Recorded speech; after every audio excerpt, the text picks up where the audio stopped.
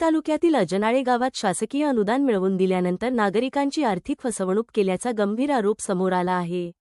दक्ष पत्रकार संघ, धुळे यांच्यामार्फत अजनाळे गावात आयोजित पत्रकार परिषदेत मनीष भोसले व अनुसया भोसले तसेच विनोद कांतीलाल पवार अनकवाडी, पोलीस पाटील या तिघांनी स्थानिक लोकांची आर्थिक फसवणूक केल्याचा गंभीर आरोप करण्यात आला। तक्रारदारांच्या म्हणण्यानुसार शासनाच्या विविध योजनांतून 70,000चे अनुदान मिळवून देतो असे सांगून गावातील अनेक नागरिकांकडून मोठ्या प्रमाणात पैसे उकळले। चव्हाण दाम्पत्याकडूनही 20,000 रुपये रोख घेतल्याचा आरोप करण्यात आला आहे। तक्रारदारांनी सांगितले की शासनाकडून मिळणारे अनुदान हे स्वतःच्या प्रयत्नांमुळे मिळाल्याचे भासवत संबंधित व्यक्तीने पैशांची मागणी केली। पैसे न दिल्यास अनुदान बंद करून टाकू, बँकेतील खाते गोठवू तसेच भविष्यात कोणतेही शासकीय लाभ मिळू देणार नाही, अशा प्रकारच्या धमक्या दिल्या गेल्याचा आरोपही करण्यात आला। याचबरोबर पैसे परत मागण्यासाठी तगादा लावल्यानंतर संबंधित व्यक्ती व त्यांच्या कुटुंबियांनी शिवीगाळ करून 1 रुपयाही परत देणार नाही, जे करायचे ते करून घ्या, अशी भूमिका घेतल्याचे पीडितांनी सांगितले। तसेच पोलिसांकडे गेल्यास जीवे मारण्याची व कुटुंबाला संपवण्याची धमकी दिल्याचाही गंभीर आरोप पत्रकार परिषदेत करण्यात आला।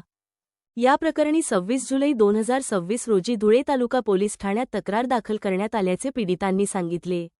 मात्र अद्याप ठोस कारवाई न झाल्याने आपण भयभीत अवस्थेत असल्याचे त्यांनी स्पष्ट केले। दक्ष पत्रकार संघाचे संस्थापक अध्यक्ष बापू बागुल यांच्याकडे न्यायासाठी धाव घेतल्याचे सांगत संपूर्ण प्रकरणाची निष्पक्ष चौकशी करून दोषींवर कठोर कारवाई करावी, फसवणुकीत गेलेली रक्कम परत मिळवून द्यावी तसेच कुटुंबाला संरक्षण द्यावे, अशी मागणी करण्यात आली।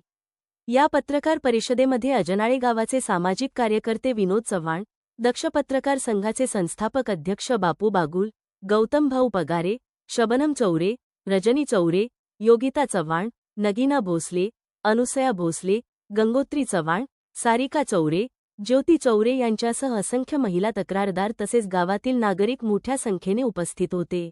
माहिती दिली की महिलांना अनुदान 100% फ्री आहे।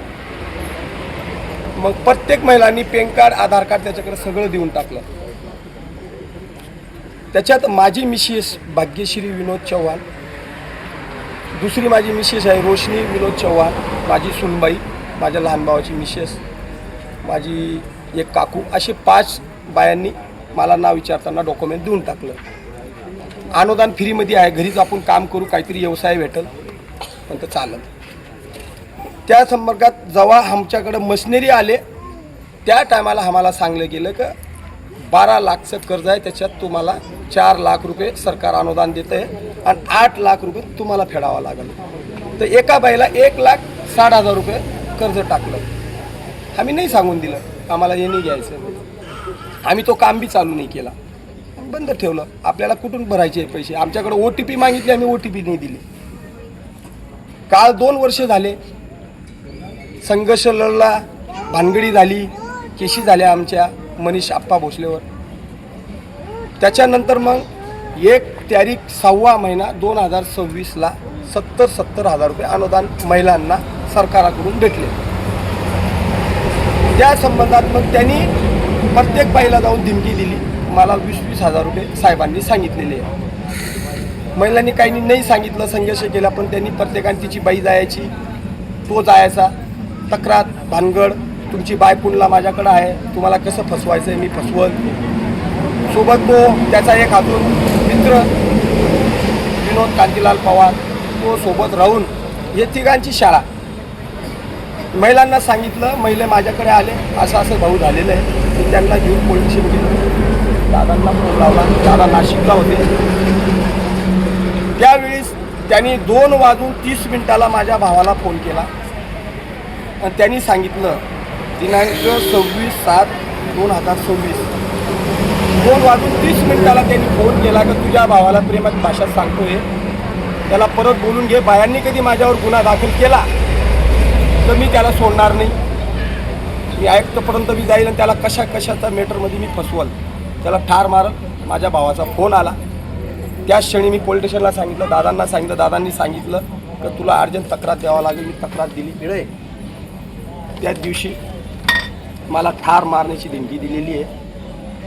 हे आपण ठार मारण्याचं या मला जेलीत टाकायचं या मी मेलो, समाजासाठी मेलो तर चांगलं आहे। काही चांगलं काम करण्यासाठी माणूस मेला या जेलीत गेला त्याच्यासाठी चांगलं आहे। तू शिकलेला आहे, लोकांची तू जे कल्याण केलेलं आहे ते मी आभार मानतो तुझा. पण असं फसून काही बाया विधवा आहेत, काही बाया अपंग आहेत, त्यांच्याकडून मी तू 20,000 रुपये घेतो, तो समाजात तुझा राहून काय फायदा. याच्यासाठी दादांना सांगून कलेक्टर साहेबांना हात जोडून विनंती आहे, SP साहेबांना, DYSP साहेबांना, तालुका पोलीस स्टेशनचे साहेबांना हात जोडून विनंती आहे की ह्या महिलांचे जे पैसे गेलेले आहे ते पैसे मिळवून द्यावे, एवढीच हात जोडून.